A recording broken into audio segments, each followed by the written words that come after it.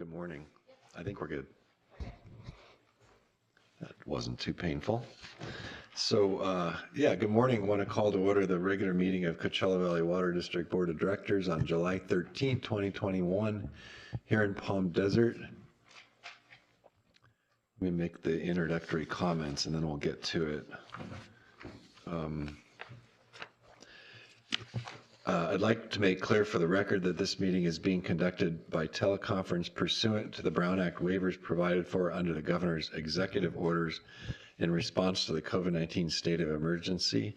Today's meeting is presented in a hybrid format, both in person at CVW Steve Robbins Administration Building and via Face. Are we on Zoom or is there going to be something else? Something changed. The Zoom didn't change. But nobody's on Zoom probably. The governor's executive orders N2520 and N2920 suspend certain requirements of the Brown Act, and district board members and staff may choose to participate in person or by video conference. This meeting is being live streamed on the district's website and on Facebook. We're still on YouTube. We're on YouTube? Okay. And our YouTube channel. Members of the public may also join the meeting via Zoom, and Zoom details are listed on the agenda. Members of the public who wish to comment on any item on the agenda or within the jurisdiction of the district have 3 minutes. Public comment may be provided in person, via Zoom, or by emailing the clerk of the board in advance of the meeting. Such comments will become part of the board meeting record. And we don't have any remote board members today, so we don't have to worry too much about their participation since we're all here. And with that, would you please stand and join me in the Pledge of Allegiance?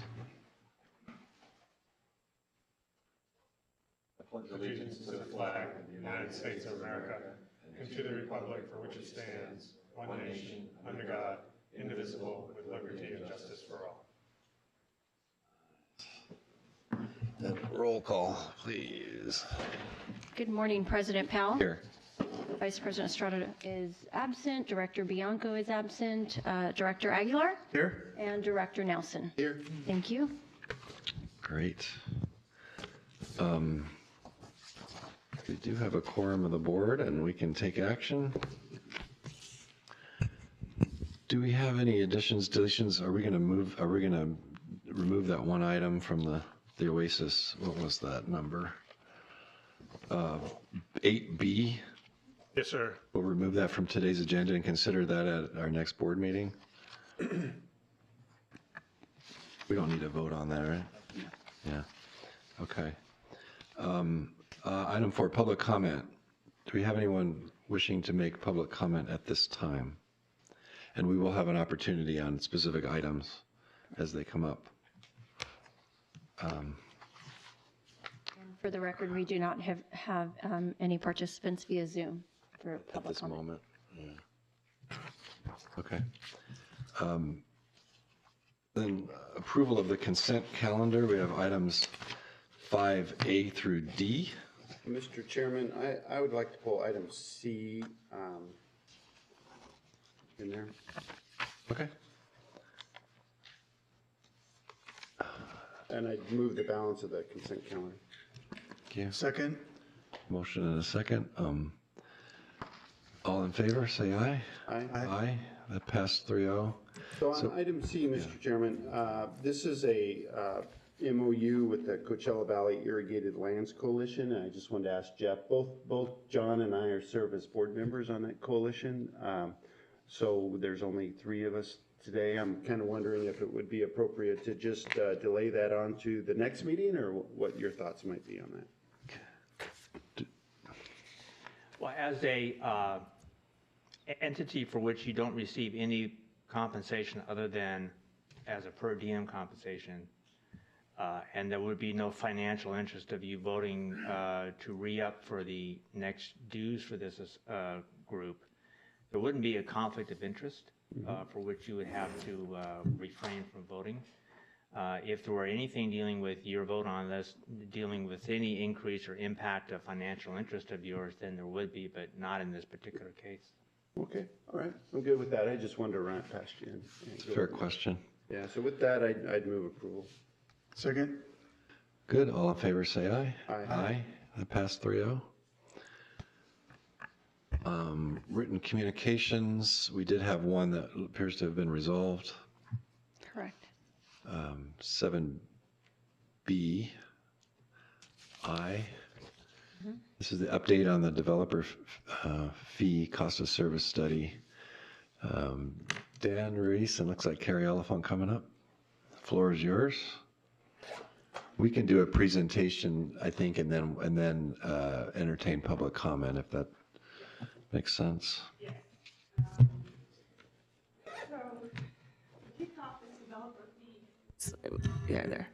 We kicked off this developer fee study for the cost of service study back in April. And so when we presented this to you at the board meeting, we had said we would check in with you periodically as we go through it. So this is our check-in, our first check-in. So we're going to just talk about one component of the fee today, and that's the supplemental water supply charge component.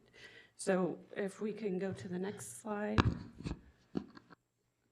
Okay, so this is just an agenda. There's about 10 slides, and I'm just going to briefly go through it. We're proposing what we call a new water demand offset fee. So the next slide, is there a, oh, there's a clicker. Thank you. Okay, there we go. So just as a brief reminder, there's 3 fees as part of this developer fee study. There's our water system backup facility charge, and that's charged on all new meters, and it funds regional infrastructure, water infrastructure. And then the other fee that we're going to be talking about today is the supplemental water supply charge, and this fee was originally set up to purchase imported water supplies. And then the final fees are sanitation capacity charge, and this one's collected to fund regional sanitation-related facilities. As I said, we're going to talk about the supplemental water supply charge today, and in future meetings, we're going to come back and we're going to give you an update on the other 2. Okay. Oops. Okay. So again, just a brief history on the supplemental water supply charge, how it works, how we collect it, what we base it on when we collect it. So it applies to all new developments, and that can be, a single family residence to a 1,000-acre development. It's calculated based on historical consumption for a specific development type, and then the gross acreage of the project. So there's a table that we put together that contains about 12 different development types, and we take the number of acres for that development and we multiply it by the cost per acre that's been developed in this table. So as we collect these fees, they're set aside in a separate fund, and in the past they've been used to purchase imported water for the purpose of replenishing the groundwater basin in response to development.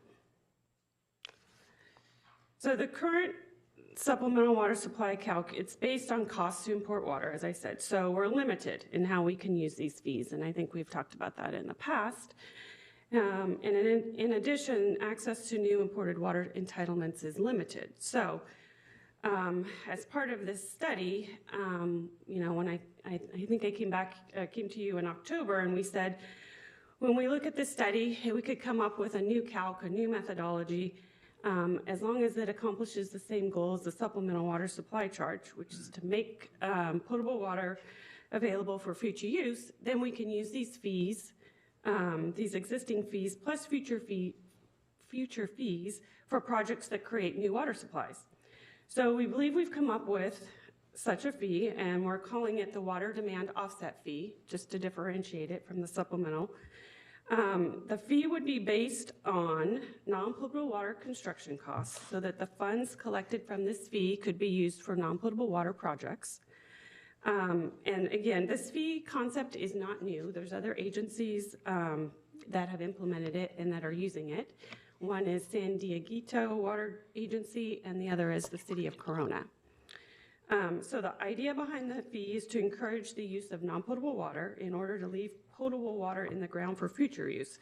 So it's in the recharge, basically, instead of direct recharge, which is what the supplemental water supply charge pays for.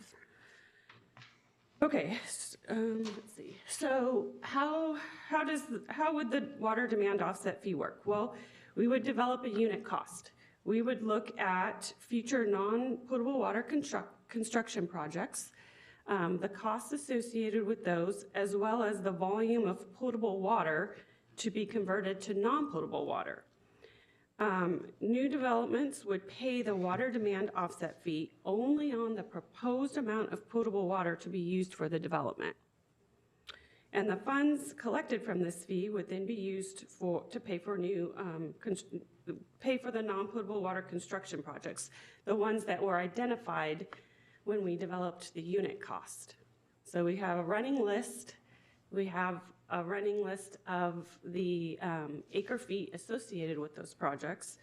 And then as new development comes in, we would take the development's acre footage of potable water, we would subtract it from our running list until we get done with accounting for all of that non-potable water associated with the unit cost.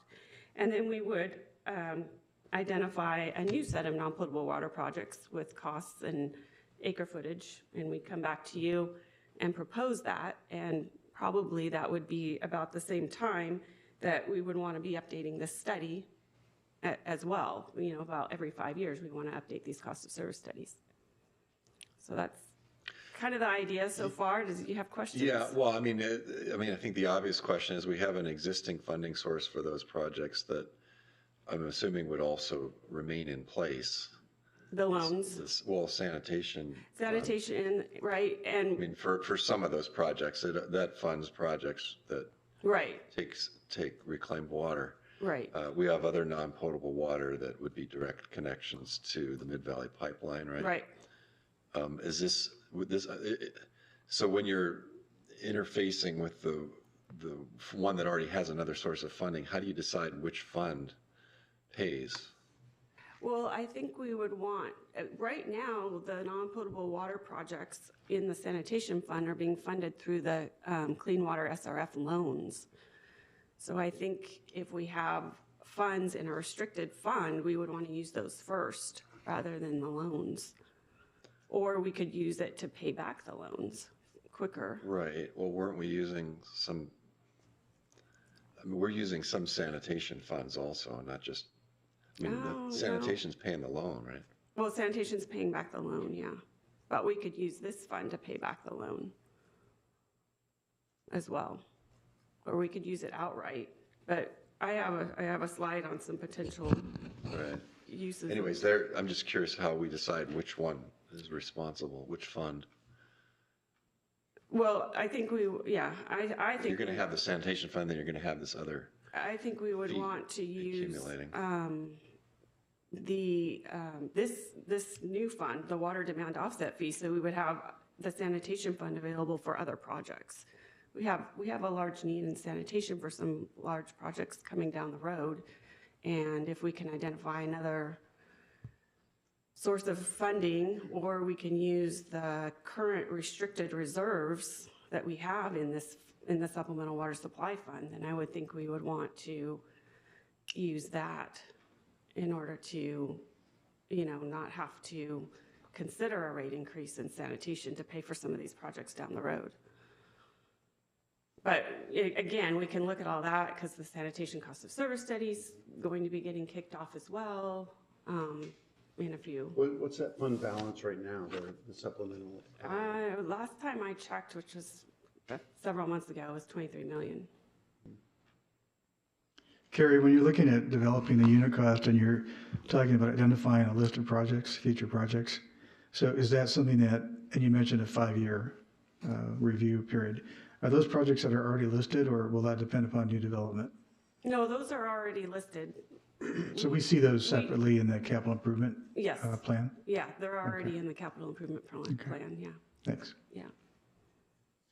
Okay, well, I'll keep going. I have these next 3 slides are some scenarios. So I will walk through these scenarios. So in this slide, the top example is a housing development. And it's 100% potable water. They're not going to use any non-potable water. So we would take 100% of their potable water, we multiply it by this water demand offset fee, and that's what their fee would be. In the second scenario, the one on the bottom, we're saying the development's going to use a dual water system, so they're going to have potable and non-potable. So in this example, they'd pay a lower water demand offset fee because it would only be based on the potable water that they're going to use. So there's definitely a benefit. There's an encouragement for people to use, two types of water, the non-potable and the potable, if they want to see a lower fee. Okay, so in this scenario, there's a parcel or there's land that has an existing private well, and they're going to develop for whatever reason, say it's a proposed housing development. If they want to continue to use that private well for landscape irrigation, then again, the water demand offset fee would only apply to the potable water that they're receiving from the CVWD domestic water system. But if they were to abandon that well and they decide just to use 100% potable water from the CVWD domestic water system, then they would pay the water demand offset fee based on 100% potable water. And what if they use the non-potable water? And if they use the non-potable, they would just pay based on their potable water demand. So it would be, yeah, that's the next scenario. Canal water. Okay. Let's say they abandon their well, but they want to use canal water for their, outside irrigation. It would be the same. It's just, and that's what makes this very clean and somewhat easy to implement because you're just paying for the potable water. No, I get it. I mean, it for the well, to give them credit when they're using water from their well, which is coming out of the aquifer, it seems odd that they would get the same value for that as a non-aquifer. But they are paying the well replenishment assessment fee, which is covering those costs to bring in the recharge water and program for that's true. Sustainability.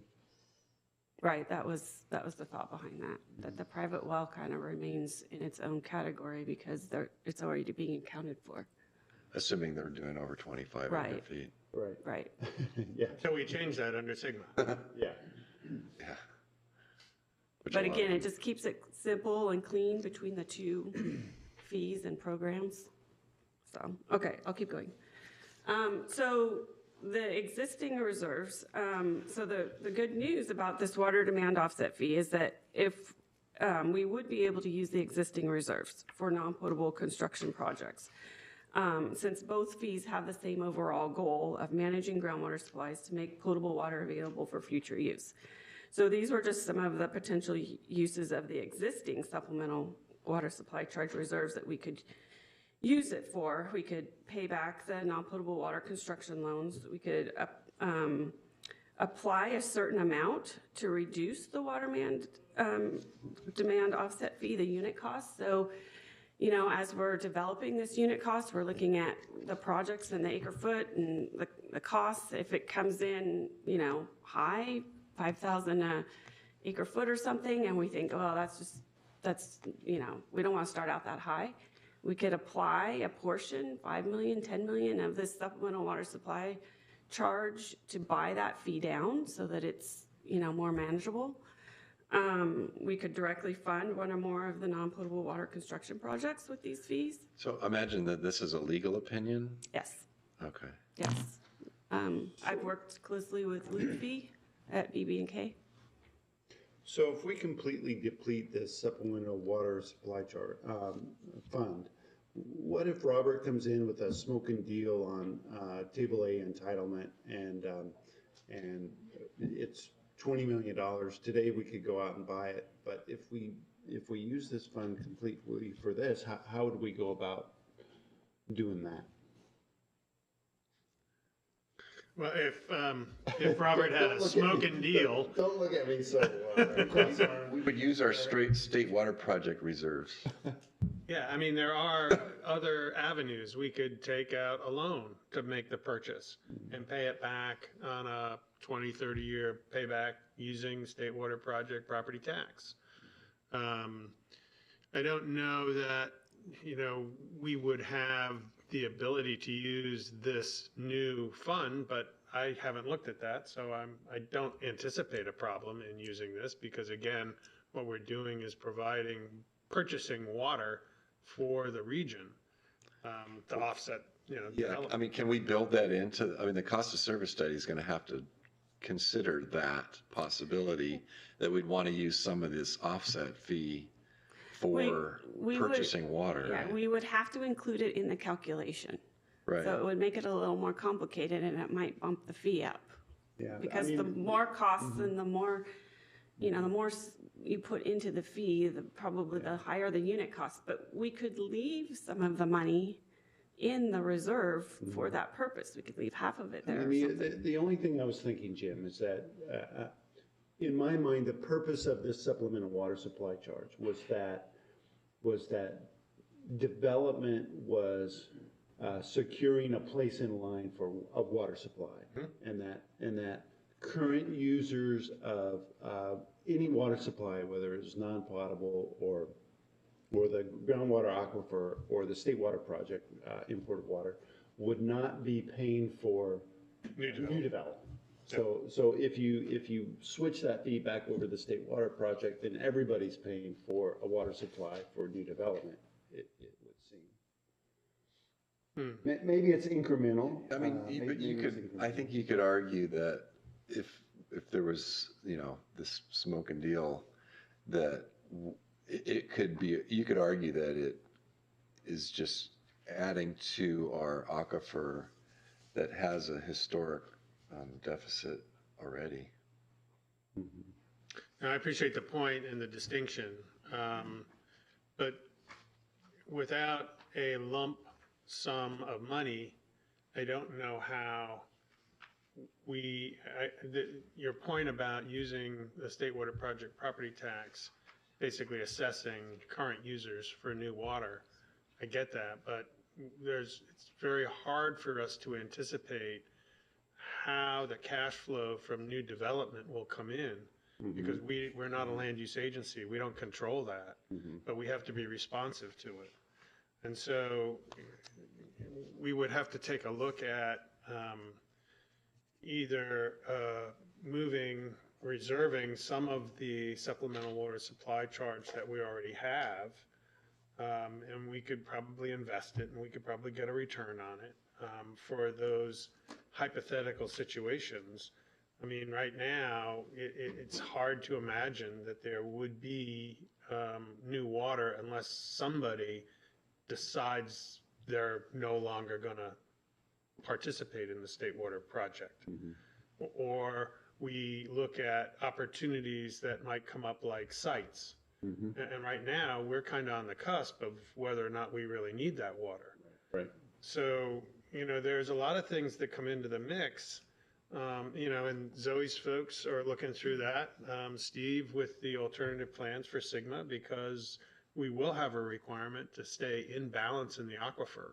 And we don't want to be in a position where we don't have water to support new development.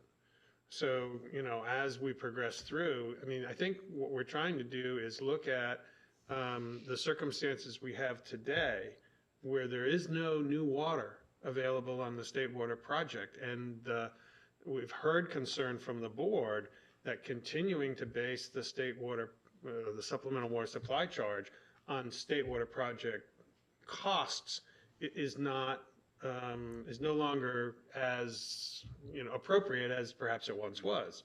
Yeah, and I think that was morphing into, sites, reservoir, and that kind of thing. So that would have been money available for, if we needed that water. And like you say, we're wondering whether we do or not, right? Right. But, yeah, so that's just a point. I think it's a good point.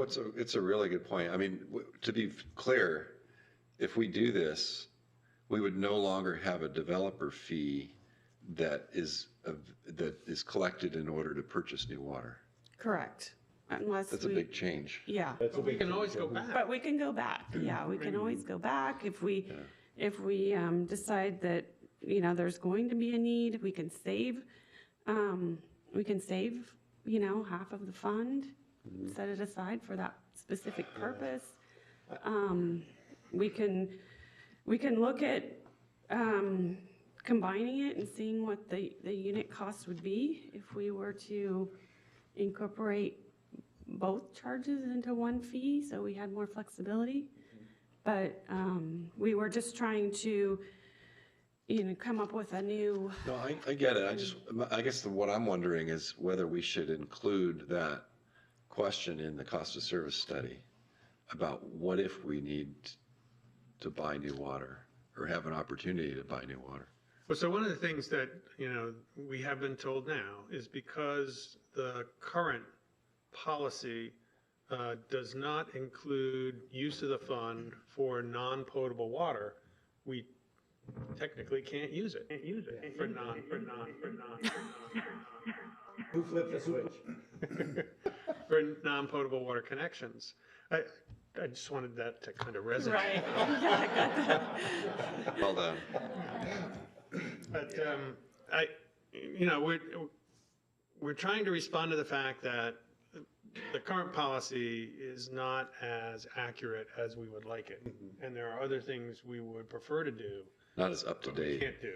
Right. Because the language that puts the supplemental water supply charge in place doesn't recognize non-potable water as a use. Yeah, and I mean, it's the guy who has a well and has a connection to the canal, and he's making a little development on his property, whether it's a shop or whatever, and this supplemental water supply charge comes in. He's like, what? Right. I have plenty of water, and I'm paying the rent, right? So I have a question. Just go back one slide to slide 9. You have that little water drop on the side, right? And so subtract potable water demand, which I'm guessing is a quantity of water, let's say 10 acre feet per year, whatever it is, from a non-potable water project list, right? Right. So do we have an example of this non-potable water? I mean, imagine you already have one, right? Yes, we already have one. But it's not in the presentation. No, we were just trying to introduce the concept without numbers, without, So the project list would have, yeah, I mean, it would have dollars on it, but would also Right. have quantities of water on it. right, and it's basically the next set of non-potable water projects that we're currently working on designing. But we're putting dollars into the fund, but we're relieving the project list by quantity of water, not by dollars. Right. Or by both. No, by the quantity of water. That's just kind of weird to me. I guess because the dollar and the water that go in are going to be a different relationship than the dollar and the water that come out. Right, because we won't know the construction Because cost of the project. the cost per acre foot are not going to match. Right. Yeah. Right, so, yeah, we were looking at it from, the idea is that they're paying just to keep water in the ground.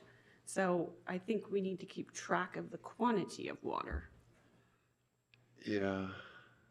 that we're keeping in the ground by them investing in these non-potable water projects so that we I can. guess, I mean, I guess it's possible that, I mean, I'm sure you're going to try to address this when you come up with the amount of the fee, but it's possible that you'll deplete that non-potable water project list, but you won't have paid for all the projects yet.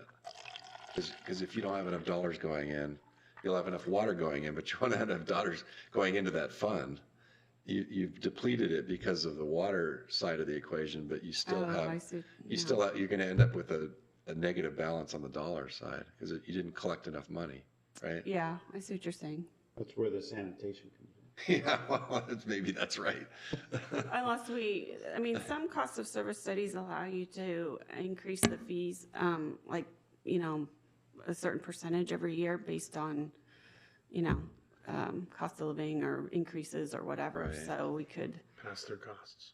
Because that's So- not, you don't know what those projects are really going to cost Correct. right, till you build them. right. anyways, all right, I think I Okay. understand the concept. Okay, I just have, I think, Don't know if I like it, a but- couple more slides. So just reviewing the benefits of it, it relieves some pressure on the sanitation fund. It does encourage the use of dual plumbing, the use of non-potable water, which does reduce and/or eliminate other infrastructure needs, such as it reduces, some of the domestic water size of facilities. And the more recycled water, non-potable water that we use, reduces those potential costs for advanced treatment on the sanitation side. It achieves goals of groundwater basin sustainability, and again, it's easy to implement and it provides greater flexibility. Customers pay the fee based on their potable water demand rather than acreage. So that is pretty much it. Then these are our next steps. We're gonna go back, address your comments, refine this, provide some specific examples, and then, like I said, we're gonna come back in the subsequent months to talk about the other aspects of the developer fee, cost of service study, the water system backup facility charge, and the sanitation capacity charge. Yeah, where are we on this developer design manual? The one that decides how big the pipes need to be to serve a new development? Because and it's based on old numbers when people used to use more water. Do you know what I'm talking about? So the development design manual is we did a water meter study to determine what like the current usage is per EDU or per household. Right. So as that number works into the cost of service study, and then we update all of those design values, Right. and then the development design manual gets updated. Okay, so we're going to be using an updated, Right. modern Right. water use for that, Yes. which is very different than the old. Right. Whatever. So Very the different, but it development. is Well, I think it is very different. I mean, everyone used to have spray irrigation in their front yards, and now they don't. Yeah. That's a big difference. Well, when we look at, the general manager's report has domestic consumption in it, and we look at where we are compared to the 2013 baseline, where at one point we were 25% Yeah. saved, conserving over that. We're now only 11%. And actually this year to date, we're using 11% more than we used last year. So, if we get told to cut 15% from last year, we're going to have to cut 25% from last year. Right, but that's not a per capita number. That's a system-wide number. And I mean, new development definitely uses less water than what they used to do before whenever that state law went in where you can't use spray irrigation in the front yards, that changed things. Okay. So if there's, does this format work? Is this okay to do this? And Yeah, I'm still processing okay. it, to be honest with you. Okay. I know we had the other question that doesn't seem to be addressed, maybe it's addressed a little bit in here, is, when you look at on the East Valley where you may have a farm, let's say, that decides to build houses instead of date palms, and they're currently using 5 or 7 acre feet per acre, and then the new project they'll use 2 or 3, right? They're gonna use half of the amount of water. I know it's not potable that they were using before. It's canal water probably, but for those kinds of projects, is there any thought to a credit for the amount of water that they're no longer going to use on those acres? I don't really know how we could give them a credit because that water's not staying in the ground or, it's. Yeah, it's not groundwater, I agree with that, but it might be available to I mean, if they want to continue to use it for sell to India. Well, I mean, we did kick this We did around a kick- little bit, yeah. and the fact that they have a right to use the water doesn't necessarily equate to the cost of using the water. And when the use of the property changes, that water is no longer being used. It's being, what do we do with it? Right, and We're maybe, not getting any money for it because No. the use has changed. maybe we can use it. Right now, we're in a underrun situation. Correct. So it seems like doesn't have much value. But when we get to the point where we're where we're using everything, not that we an overrun, but that That'd be different. then we're maybe making cuts and allocations. Maybe we have to cut back on the amount of water that goes to the Levy facility because we just have so much, right?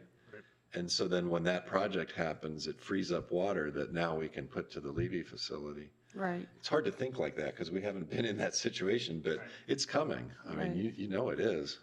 But we did talk about, the existing use of non-potable versus the new use of potable, and then what happens to that non-potable that's no longer being used.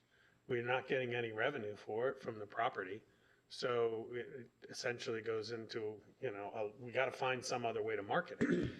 And that shouldn't necessarily equate to a credit to the new user, just because the old user isn't using it anymore. Right. Well, I'm just going down the logic of why are you charging me to bring new water to this land that I've been using water on for the last 50 years? Charging the Well, old we're, user. yeah, we're charging them charging the new user. we're charging them to we're encouraging them to continue to use some sort of non-potable water. You're only charging them a fee for the potable water, which water. they weren't using before. Right, I mean, I think that's the right.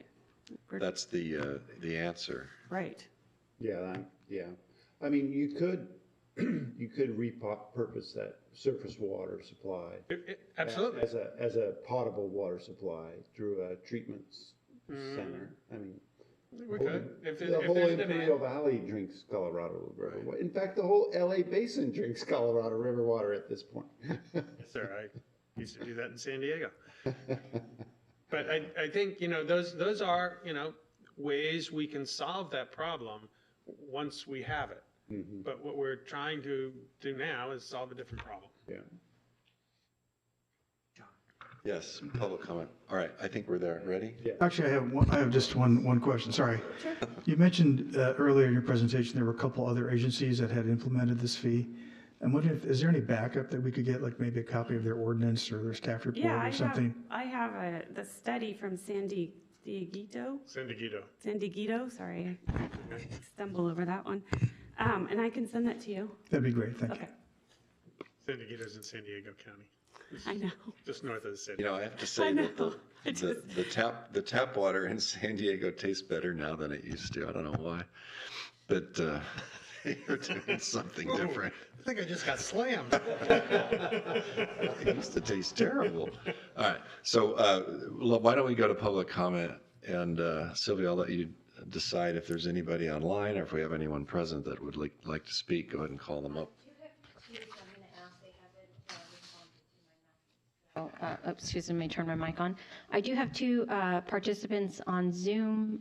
If you are interested in providing any comment in relations to item 7B1, the developer fee costs of service study, if you could please either raise the hand in Zoom or at this time unmute yourself.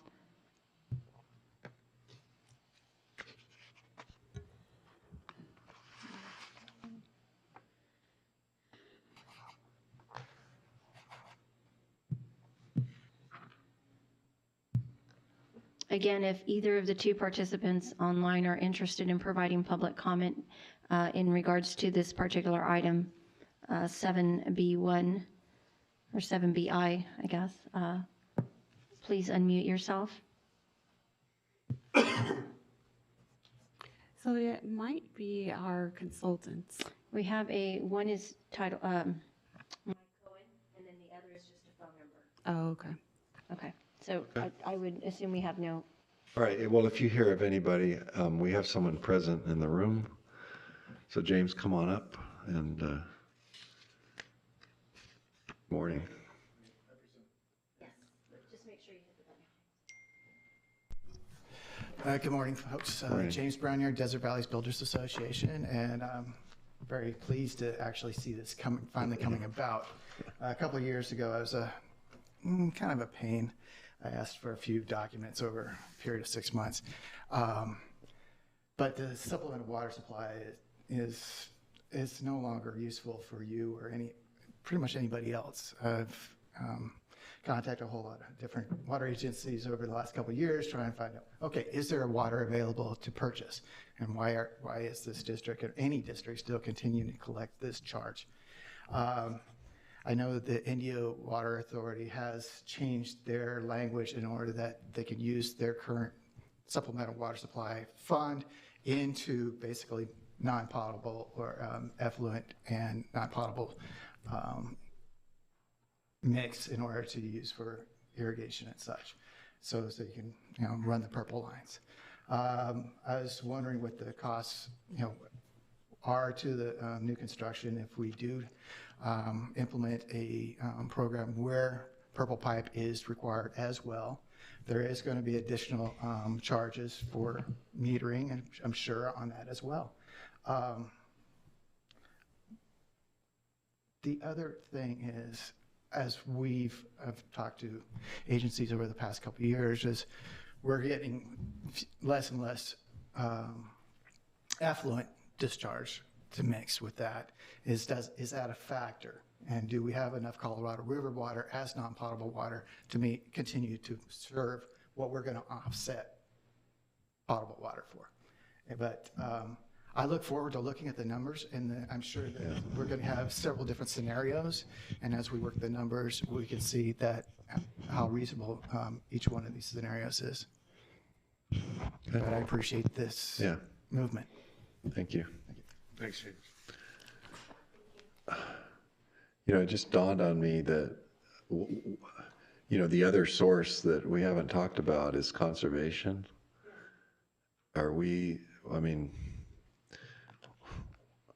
Is there a reason that conservation is not included in here as a potential use of these funds?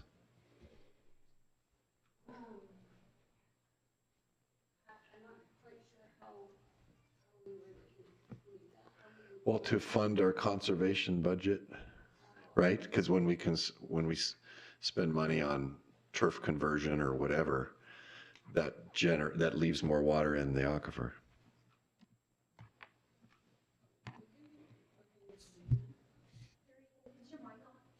I thought I hit the button twice.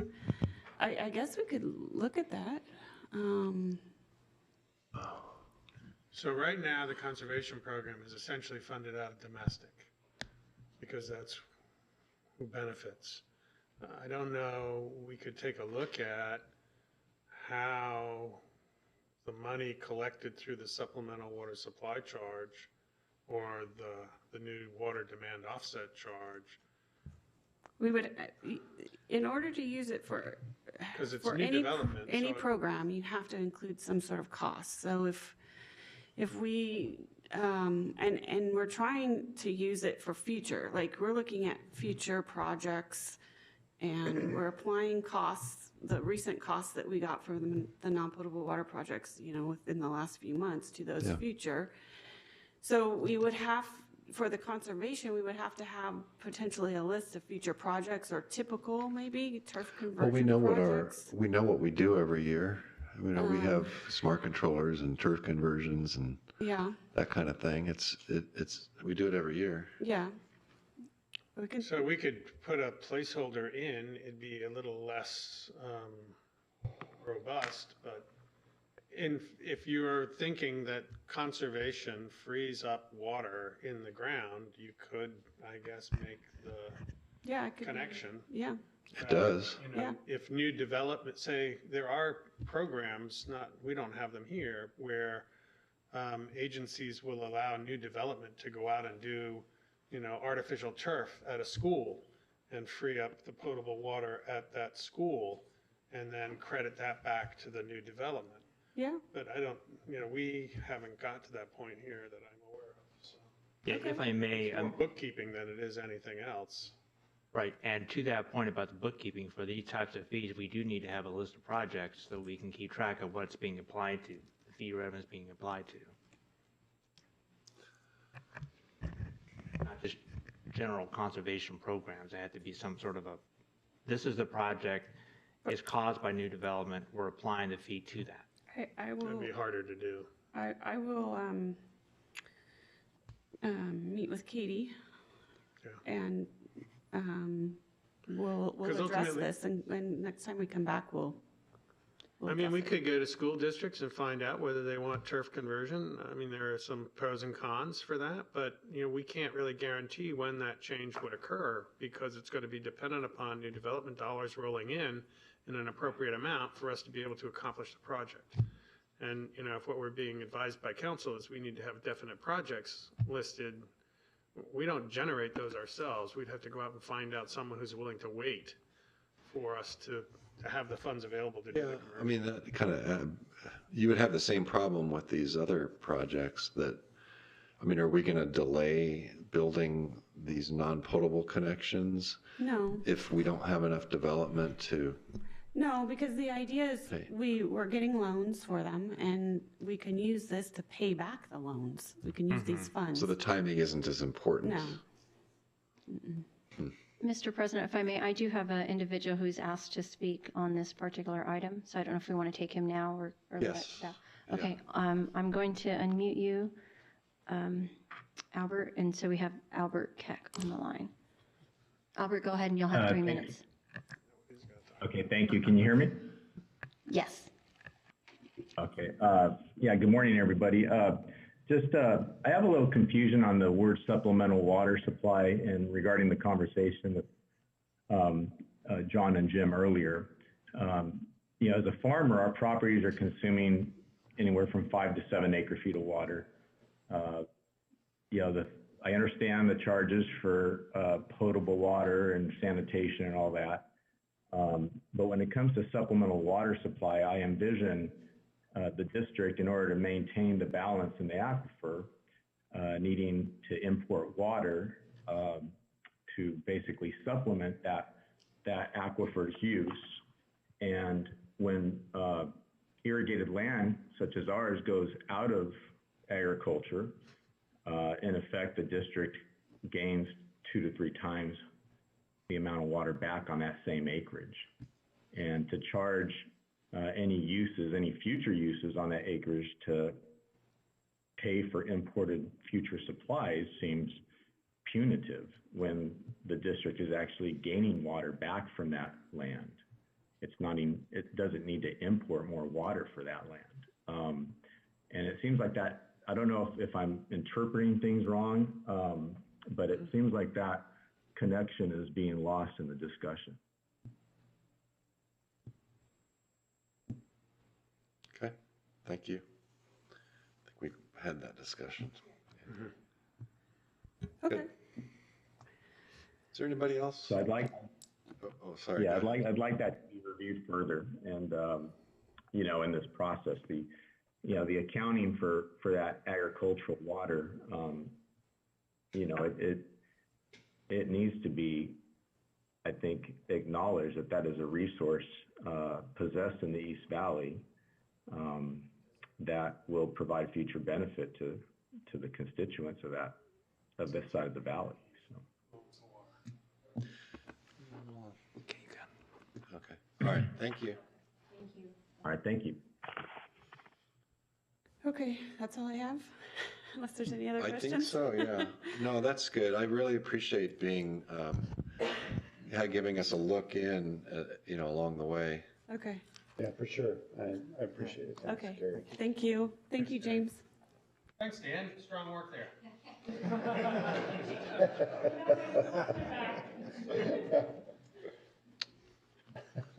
Yeah, why was he there? Jeff, we actually have Katie next. Right, so we have an update on the drought emergency. The very current update, I'm thinking. You're right. It is a very current update. Good morning. Are you checking your phone as you come did up check. here?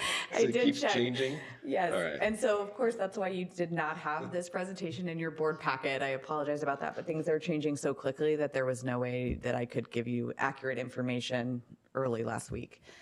So this is really just an informational update, though.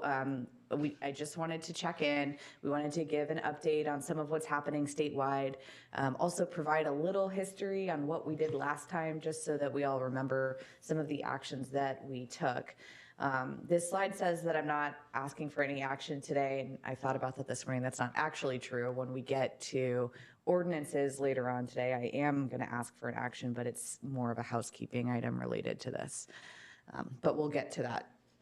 That being said, if things continue the way they are, if Riverside County does get pulled into some of these emergency declarations or the situation changes on a statewide basis, some actions that you may see coming to you in the future are things like moving to stage 2 of the water shortage contingency plan, which we just went over and approved, potentially shifting some staff around, potential requests for additional funding for messaging or for conservation programs. Again, none of those things are on the table today, but those are things that I've got on my mind in the event that Riverside County does get put into this action. So just as a little bit of a quick history lesson, CVWD has been very proactive about conservation far before we went through the drought emergency in 2015. We used conservation as our key message for many, many years because it was the right thing to do, and that's what we needed our community to do, not because it was a regulatory requirement. We've had conservation programs in place since the early 2000s. We've been ramping them up ever since. And as mentioned in the last presentation, we've had a landscape ordinance here in the Coachella Valley since before 2008. So we were ahead of the game there. We had our new development coming in with more efficient landscaping before it was a state requirement. And since that time, we've continually updated those requirements to be in line with the state and to ensure that new development coming in is more efficient. We also have always relied on our long-term water management planning. If you've ever seen me talking about drought on the news, I'm always saying the same thing, which is the reason that the Coachella Valley is in good shape right now. We're not seeing immediate impacts of the drought like other areas are, is because we've done all this long-term planning, and we've been planning for decades and decades to ensure that we have a sustainable supply here. So before the drought, this was our list of programs. And I showed it just like this because it's extensive. I mean, we were at hotels replacing thousands of toilets, right? We had every program on the books. In fact, I remember when Jenna Shimon started as our conservation manager a couple of years ago, she came in and said, well, I was really excited about all the resources here so I could start some new programs, but we have every program, right? So we've been very proactive. We've been working very hard on this, and none of this has stopped. All of this has continued through the drought. And of course, the real foundation of our conservation efforts or of our water use efficiency efforts are our budget-based tiered rates. Every customer getting their own personalized water budget that they need to meet is an effort, a conservation effort to ensure that they're being efficient with their use. So the last time we went through a drought emergency, you all remember this photo, I'm sure, but Governor Brown issued an executive order. The state board then implemented water use restrictions, calling on the statewide 25%, but that 25% was allocated to different areas of the state based on demand, and CVWD got a 36% requirement. So at that time, we put into place new programs, we increased budget, we had contractors coming in to do conservation reviews, and then we did drought penalties. First, our drought penalties were 36%. When we did get the governor or the state board, I guess, to pull back to 32%, we adjusted them to 32%. But what's important about the approach that we took in 2015 and during that time is that we did not compare our customers to 2013 use. We compared them to their budget. So instead of saying, you know, in 2013 you used X, we need you to cut 36% from that, we used water budgets because we felt that those were a more equitable and appropriate tool to do that. Therefore, if you had a customer who already had desert landscaping and had changed out all their toilets and their shower heads and their washing machine, they were already meeting their budget probably by more than 36%, and they were not punished. Whereas if you had a customer who in 2013 was irrigating like a jungle and was still doing so, they would be the one who would be required to really pull back. So when we put these into place, there were no penalties for tier 1 or 2 until you exceeded that I guess it would be 64% of your normal budget. And then you paid an extra $2.51 on top of the rate. And then as you can see from the table, it went all the way up to a $20 penalty per unit. So this was really effective. First of all, as I mentioned, it was equitable because customers who had already saved water were able to, were not punished. It also funded our conservation programs and kept our budget afloat when we were seeing major reductions. And it gave customers the ability to not pay this, right? They had the choice to either scale back their water use, find ways, take advantage of our programs, reduce their consumption, or pay the fees. And we saw a major uptick, of course, in programs when that opportunity was offered to them. So we talked about this just a couple weeks ago, but the way that those restrictions were pulled away was that CVWD and several other Southern California agencies proposed what we called the stress test at the time, where we asked that the state address these issues on a regional basis and consider both supply and demand when putting into place these restrictions. Because of our stress test and because of our water supply portfolio here, we were able to demonstrate that under the worst conditions, we were still able to meet our demands. And so that's how we were able to have that 36%, or at that point, 32% restriction lifted. And then CVWD, this board, took immediate action to lift all those drought budgets and penalties as soon as possible. I looked it up, it was May 26th, it was literally days between the approval and the board lifting it. So where are we now, post-drought? We really felt, and we know from polling, we did a great deal of polling, that our customers were tired of hearing it. They had stepped up during the emergency, they had done their part, and they didn't want to talk about drought anymore. In fact, they kind of weren't hearing it. Those messages were not resonating with people, they weren't taking them seriously. Because they'd already survived this emergency and things were better. So we really pulled back. Our message changed from this urgent emergency need to please do these things because it's the responsible thing to do long term. We still maintained all of our programs, but we did so with a reduced budget. And again, with that sort of reduced urgency message because we weren't in that emergency situation. And it's important to us that we're not crying wolf, right? When we go tell our customers this is an emergency, we need that to be reality so that they take us seriously and then they do that. And when we're not in an emergency, we need to message that accurately as well. But of course, pulling back did result in a change in savings. So this is our conservation budgets. So I just wanted to show both of these bars because, as you imagine, most of the money in the conservation budget is for rebates, but some of it is also for staff visits to homes and things like that. But as you can see, our budget really peaked in 2016-17, and since that time has been declining, as has our participation in the programs, which you'll see in the next slide. So those are additive, one's not a part of No, I'm sorry, one is a part of the other. Okay, yeah. So the blue bar is the total water management budget, and then the orange bar is the amount of money that we had budgeted to give rebate money to our customers. Okay, perfect, thank you. So program participation looks just like you would expect. Really, was building up as the drought was building up, really peaked during the drought and then fell off. We are still seeing lots of participation. We are still, spending millions of dollars a year on these programs, but nothing like the levels where we saw them during the drought. And so, as Jim just mentioned, we're seeing a lot of changes in consumption. So this is really important because when we look at what the governor's doing now, he's not talking about 2013 anymore. He's talking about last year and more recent history. So when we look at our water consumption compared to 2013, we're still 10% below.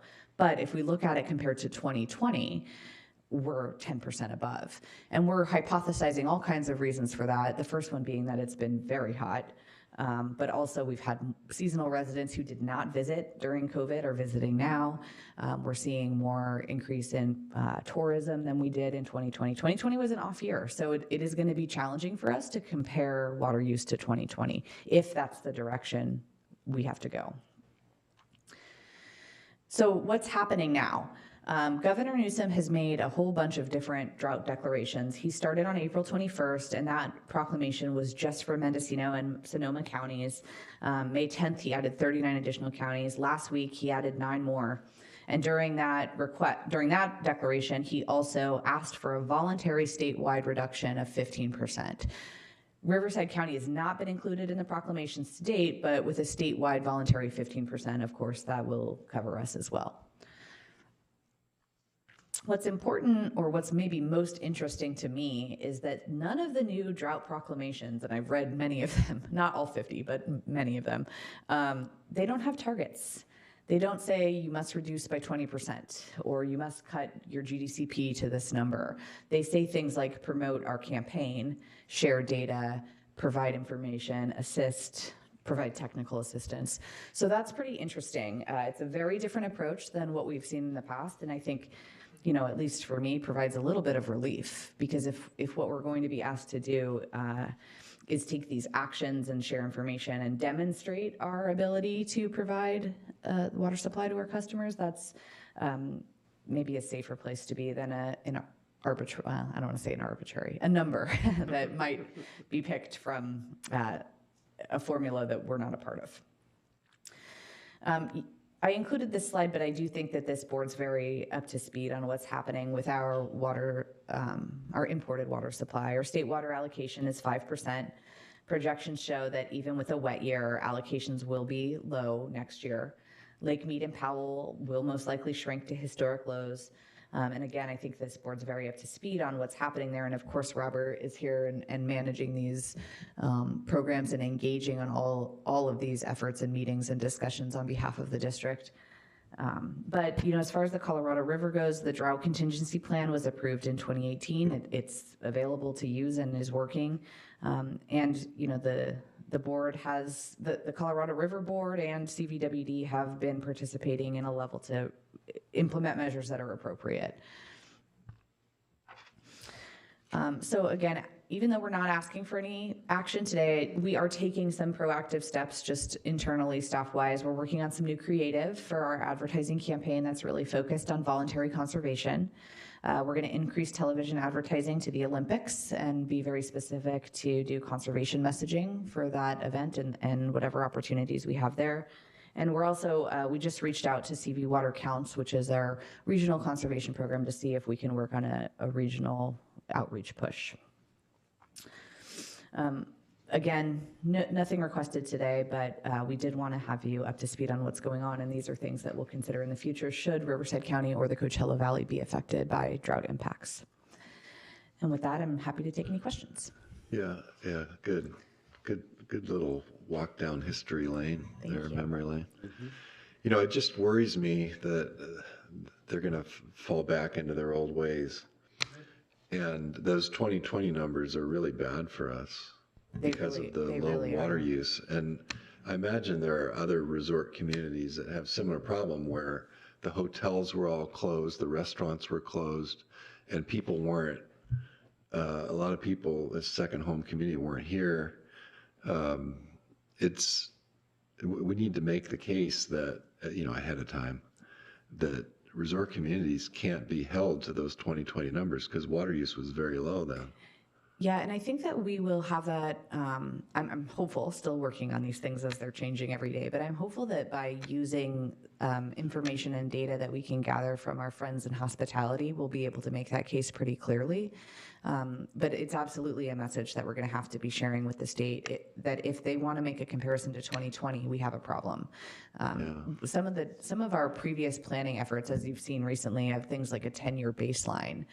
And I'll tell you, again, just my personal feeling is that what we did in 2015 was not a good way to measure success. By comparing 2013 on a month-by-month basis, it was wholly problematic for us, and we ended up having to completely change the way we reported.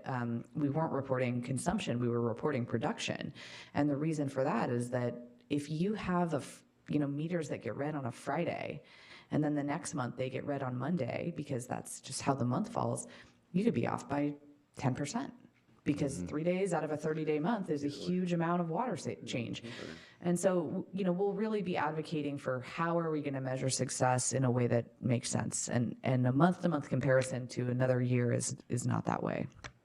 Right. In my opinion. That doesn't mean that's what the state will think, but we have made that case and we'll continue to do so. Yeah, no, I get it. Okay. Yeah, I see more meetings trying to make our case. I mean, I remember we went into Riverside to make our case about a lot of those 36% and not using Colorado River water as part of that 36%. So we didn't get too far. No, we really didn't do it until we came up with the stress test. And then when we took the stress test to the state and said, I think, you know, it's difficult for the state regulators and the staff from the state board to know what every single water agency is doing and what their portfolio looks like. So they decided to base everything on demand because they had those numbers. And when we kept going to meetings and saying, no, yes, we have high demand, but we look at this supply, they weren't getting it until we actually produced a report that showed them the numbers that were different. So I'm hopeful that that approach, especially in a united way where we have other water agencies joining us to make that case, will be effective. Good. Katie, does it seem inevitable that Riverside County would be on that list based on what the stars are saying? I think, I mean, if I had to predict the future, I would say that we're going to see a statewide declaration at some point. I agree. I do think that will happen. What we're required to do based on that is what's going to be up in the air. I think it's going to happen. I think we're going to see a state mandate, but what that mandate will be is what matters. Because like I said, right now, we're seeing a lot of, you know, work together, provide this data.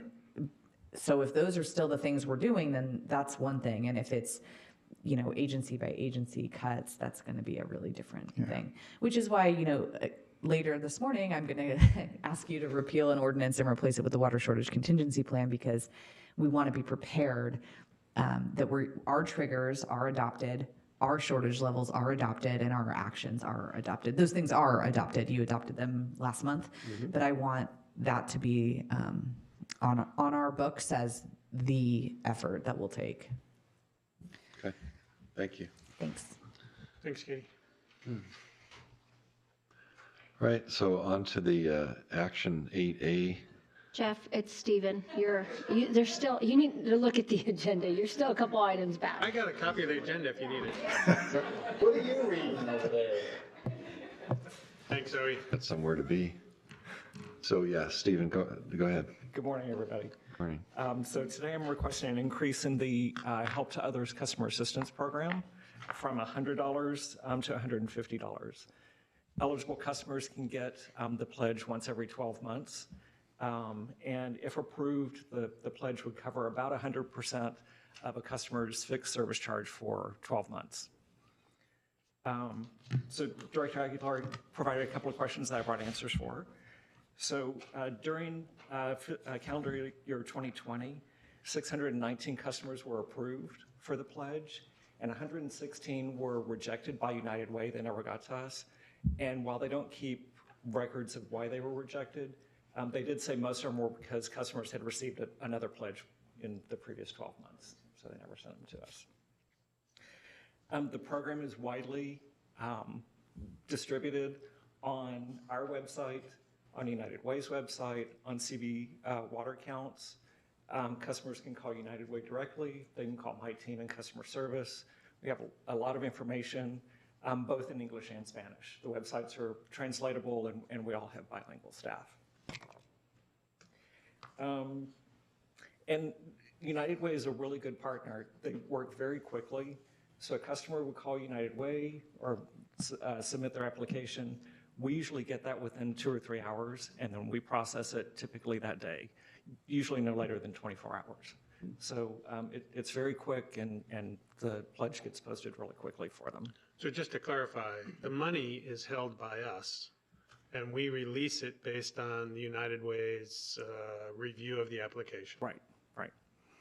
And they provide a report to us, I believe that it's quarterly, of everybody that they've done a pledge for. You know, we match it up with our records, and then the funds are transferred as they need to. So that's kind of all I had. So any other questions? Thank you, Stephen, for responding to those questions. Yep. No, I guess just on the amount, I think, you know, we might have gone to 150 or possibly 200. I mean, are there sufficient funds I imagine if we go to 200, it would become an even more popular program and would probably draw through the funds quicker. But did you look at the 200 number? I did not. But I agree with you. I think that, we'd get some more participation and we would definitely cover some time. Everything comes through non-rate revenue. So I believe we have the funds to do that. Yeah, I'm okay with it. We can always go up later if we need to. I think looking at the chart that was attached, the table that Service put together, there's only one agency that has $200, and that's Desert Water Agency, and you can see their monthly fixed charge is much higher than ours. Right. And theirs covers about 60% of a 12-month period at the 200. So much, much higher than ours. Yes. It is a lot higher. Exactly. Oh, good. Okay. Mr. President, I would move the item. Well, second. Good. We have a motion and a second. All in favor, say aye. Aye. Aye. That passed 3-0. Thanks, Stephen. Thanks, Stephen. Don't move. All right, 8B.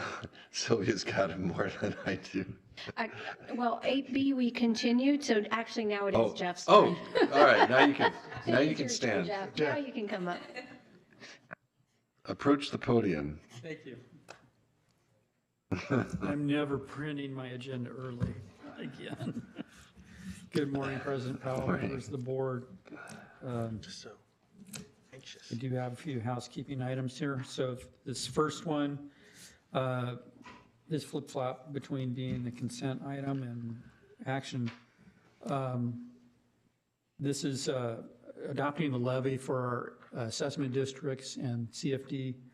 We do this every year. We work with our consultants to come up with the levy need based upon each year's budget. And for the assessment districts, it's mostly bond service, debt service payments, and some administrative costs associated with that. Last year, our delinquency rates were higher, so we worked with BB&K and our consultants to issue some delinquency letters. We think that was probably related to the pandemic, so kind of a one-time blip.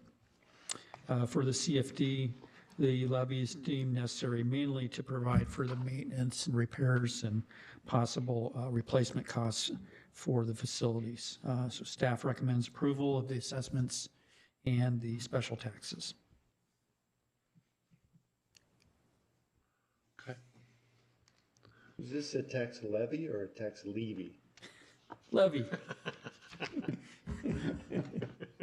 And I'm sticking to that. Mr. Chairman, I'd move approval. Second? Good. We have a motion and a second. All in favor, please say aye. Aye. Pass 3-0. Next, Corolla.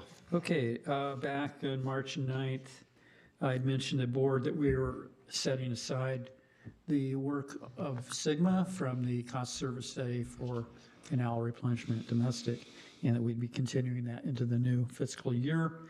Also, when we're doing our 5-year Prop 218 approvals, I also mentioned that we had an interest in keeping Corolla on to help us with that process for each of the following years. So this is an amendment to the agreement and a budget amendment to cover the work for those.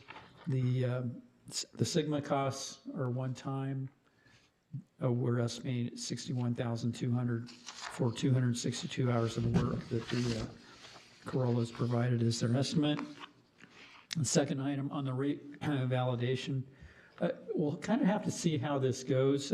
We've estimated 80 hours for each one. Our plan is for staff to basically be doing the work.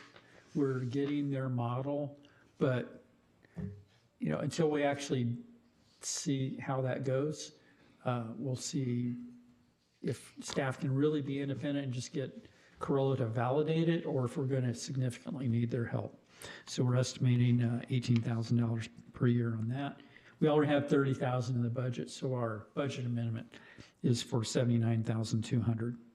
Staff recommends approval of the amendment of the agreement and also the budget amendment.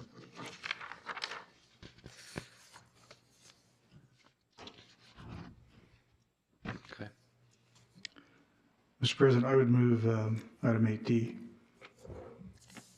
I'll second. Thank you. There's a motion and a second. All in favor, say aye. Aye. That's 3-0.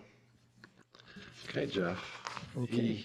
Next, this is the action to approve the closing resolution authorizing the general manager to execute and deliver the documents related to the financing agreement for the $33 million State Water Resources Control Board loan for the Warp 10 non-potable pipe connections, the amount of $33 million.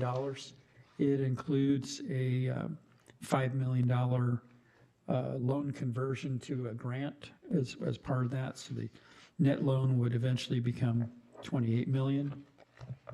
I do want to note that the closing resolution from what was posted was amended after posting the agenda to include an appendix section. And also, I'll just mention that this is leading to the installation of 50,000 linear feet of non-potable pipes in Palm Desert and Bermuda Dunes. And the $1.1 million debt service costs will be paid for in the sanitation fund. Another one of these pretty outstanding projects. It's engineering and finance have been working on this for 3 years to get this loan, which is a 1.1% 25-year loan. So pretty outstanding deal. Staff recommends approving the closing resolution. Also, I mentioned that since the time that this originally started, the costs for this project have risen to $45.2 million. Staff has already requested for the state to consider a revision to the agreement, try to get our loan increased. That's in process. We haven't heard anything yet. It's a pretty big increase. It is. Okay. Mr. Chairman, I'll move approval. Second. Okay. What's the reason for the increase on the project cost? The costs have increased over from the time of the original estimates. I don't have the details that's on all it right. myself. Okay. All right, well then, all in favor, say aye. Aye. That passed 3-0. Thanks, Jeff. Ordinance, all right, go ahead, I'm going to Jeff. stay here. Yeah, stay there. So this is a sledgehammer for a very small item. We're asking you to amend the water service ordinances charges to approve canal construction meter rates for the 5-year period of fiscal year 22 through 26. This was covered under the cost of service study for canal. It was included in the report. Because this rate did not need to be approved per Prop 218 per legal opinion. It wasn't included in the Prop 218 process for the approval rates. And frankly, I think we just forgot about it. We only have an average of 3 meters, construction meters per year. And the annual revenue budget is estimated to go from $2,210 per year in total to $2,700 in total per year. So it's a really small item. So we're recommending approval of the rate for all 5 years. But it is helpful, I think, to have this separate because it is a separate rate, not tied to anything else and not tied to 218, so. It is. I just wish we'd remembered to do a separate item. Well, we're back doing when it we now. did the Canal. Yes, we are. Okay. All right, is there a motion to approve or adopt? Ordinance Repeal and 1429. adopt, yeah. Yes. Right, I'll move the item. yeah, I'll second. thank you. Do we do roll call on Yes, sir. ordinances? Yeah, roll call, please. President Powell, Aye. Director Aguilar, Aye. and Director Nelson. Aye. Thank you. All right, and then Katie, you have your own repeal and adopt. Hello again, I do. This one, as I mentioned, is just really some housekeeping. During the drought, we had our water use restriction ordinance, and every time something changed in the state, we amended it and amended it and amended it, which served us well at the time. But now that our new water shortage contingency is adopted and in place, I'd like to repeal all of those ordinances and replace all water use restriction with the water shortage contingency plan. I'm happy to answer questions if you have any, but it's, as I mentioned, it's more of a housekeeping item. Right. You're the sweeper today, right? Just sweep them all away.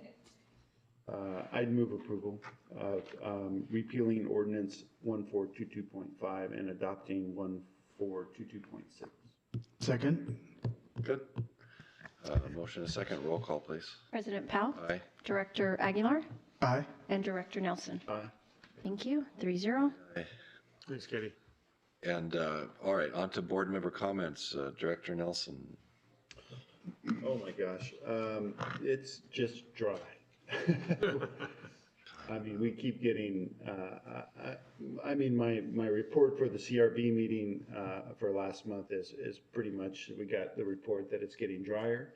And since then, the 24-month study has come out and it's even drier. So we're now we were the fourth, the third, it's a countdown. Now we're the second driest runoff in recorded history in across Leaf Area. So it's just dry.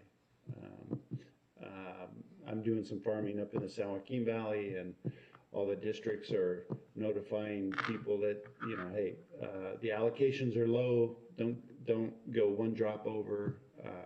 It's getting pretty hairy out there. So anyway, I think we're in great position here with our Colorado River supplies, our banking in the groundwater basin. So we're set up to survive these periods of dryness. So good for the CPWD. That's all I have. No comments. Thank you. It wasn't there a song, How Dry I Am? How wet I'll be. I can't find the bathroom key. Something like that. Welcome back to third grade. Yeah. Those are good comments. I mean, it is very dry. That's my only comment, is good comment. Meetings, and we have a little catch-up work. So Director Strada not here. I guess we can do the June 9th Colorado River Board. Director Nelson. Yeah, it was pretty much reporting, and I just sent you Chris Harris's executive report from that meeting via email, so you can take a look at that. Then we had the 6-agency committee just after that, and we just approved some funding to move around in the budget. That was it. Yeah, go ahead. I think I reported on the June 21st meeting, but you weren't there to report on that. So yeah, in their urban water management planning and the whole Coachella Valley water management planning, looking at it out in the future to agricultural growth or water use. The district had some ideas about that, and so John, you and I met with them about the outlook of how agriculture is changing in the valley. I mean, I have some particular insight on, you know, who might be coming from the Central Valley down to here, and there've already been some transactions that, you know, you were able to comment on. So it was a good discussion about how we might forecast out, because it's, you know, it's just it's a forecast, right? And so I thought it was some good discussion regarding that. yeah, more land has changed hands since then. Yeah, right. Amazing. Farm Water Coalition on June 28th. I did not attend that meeting. Okay. And then I noticed we had listed July 8th. The DVBA meeting's actually this week, not last week. So it hasn't happened yet. But we did, Directors Nelson and I had a Coachella Valley Irrigated Lands Commission meeting or coalition meeting that day, July 8th. an in-person meeting, except there were a couple people you were by Zoom, Peter. By Zoom, yeah. Just going over the structure and capturing members who may not know about the group and trying to get a strategy to how to attract them in. It was mostly housekeeping stuff, I think, that day. Yeah, we're trying to get a reasonable portal fixed up. Growers are going to have to report their nitrogen use and in there, and so we're trying to come up. There's some models out there and some software out there, so we have a company hired to do that, and John, we're charging I think $5 an acre for those services, and that's probably a little on the higher side. One, because we don't have everyone signed up in the valley, and two, because we're kind of a smaller valley that has to meet these regulations. So there's two factors involved in that. So. Yeah, no, it's costly, just in case anyone read it or didn't read it, the ordinance with CVWD, obviously that's part of what we went over, but the MOU with CVWD, but so we appreciate the cooperation from CVWD, but as far as the fees for services, we do have as part of our budget a line item for CVWD, so we're paying for the standard service at the standard rates for monitoring and lab work and et cetera. So we know we're not getting a free ride, although we do appreciate the help. It's valuable. For sure. Any other meetings? Yesterday on the 12th, I guess that was yesterday on the 12th, I spent quite a bit of time with Chris Harris with the Colorado River Board. I'd been gone for a couple weeks, and there'd been some in-person meetings that I wanted to get up to speed on regarding how to deal with the Colorado River Sustainability Study and where that's headed, as well as prepping for this next meeting. There's tomorrow, which there'll be some good discussion about the 24-month study, where we're headed, and also Rich Jurisic has done quite a bit of investigation into the salt spikes that we've been seeing in the wintertime, and so he's got some reporting on that. I'm very interested. Good. Anything else? That's it for me. Okay. Do we have a motion to approve per diem for the meetings reported on? So moved. Second. All in favor, say aye. Aye. General manager report. Yes, sir. Just a couple of things. As you know, we opened our buildings back to the public on the 6th of July. We had a couple of folks come by that day. Things have kind of stabilized. We are changing our hours so that we're open doors from 8 to 4. I think previously we opened at 7:30. People started coming in at 7 o'clock. But I think just to provide a little bit more stability, we're at 8 to 4 now. A recap on where we are with vaccinations. We're still chasing a couple of folks. We've got about 8% that we're still waiting on, but about 64% are fully or partially vaccinated. About 28% are not or have no intention of getting vaccinated. I've been watching some of the news reports and the talk shows on Sunday as to what they think the problem is, and whether we are trying to incentivize it, or whether we're waiting for full use authorization, or whether people have just decided that politically they don't agree that there's actually a virus. And I can't really get into all that, but I did have a personal experience with some close friends about 2 weeks ago, where we found out, my wife's in healthcare research, and we found out that this individual didn't believe that he needed to be vaccinated because he doesn't have any of the comorbidities. And that was quite an animated discussion over dinner. I still can't believe he was professing the thoughts he was professing. You think you know somebody really well, and then you get an issue like this, and it just is, it's very surprising. But that's that. I think we still, we don't have, so let me remember, I think we got about 92 people that are recovered from the COVID. We had one direct contact. I don't know whether they've cleared or not. I'll have to check with HR. But I think for the most part, we're back in business. It took Cal OSHA quite a bit of time to figure out what they wanted us to do. But we have gone ahead and reissued our guidelines back out to the workforce. Essentially, we're allowing people to be unmasked if they've been vaccinated, and if they have not been vaccinated, we do require them to wear a mask. And just walking around talking to people, you know, just asking, hey, I see you got your mask on. Is there anything I can help you with as far as getting vaccinated? He said, no, I'm just scared of needles, or no, I'm going to wait for the full use authorization, or whatever. And that's all I got, sir. Thank you. Appreciate your perspective. Not all of your friends are sane like us. It just was really surprising.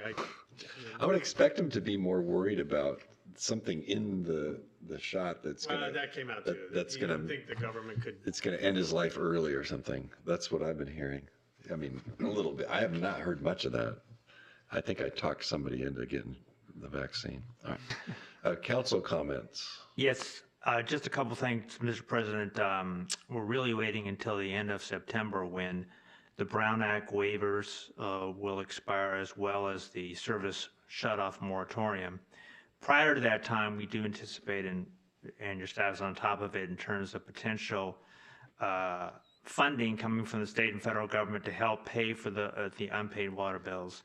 On the Brown Act side, there is and I mentioned this before, there are a number of potential bills that would provide some level of online virtual participation, but unless or until those laws are passed, after September 30th, we would go back to the Brown Act the way it was prior to the pandemic, where teleconferencing would be allowed, but only for the posting of an agenda and with the board members. But there are a couple options available. There's one bill that deals with cities and counties on the theory that they have more resources to mandate some sort of virtual participation. That wouldn't at this point apply here. But we'll see what options are available, what's voluntary, and we'll report back well in advance of those dates. Thank you. I have. Keep us legal, Jeff. Of course. And then any departmental reports? Nope. No, sir, not that I'm aware of. Me either. Good. So at this time, the board will recess into closed session to consider the items on agendas 12A through C, and we will reconvene into open session to report out following the closed session. Okay.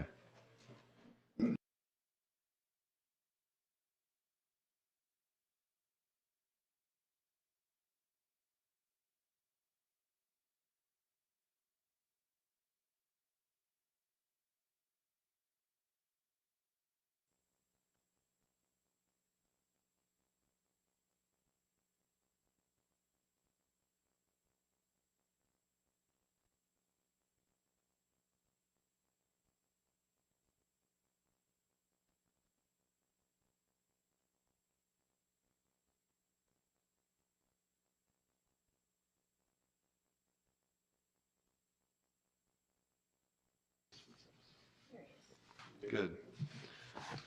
Regular meeting is hereby reconvened. We do have one reportable action.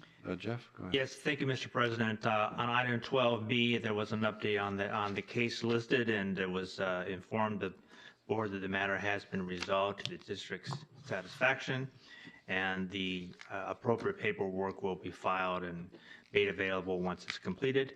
There was no other reportable action on the other items, 12A or C. Thank you. And with that, we have no further business, and hearing no objection, we are adjourned.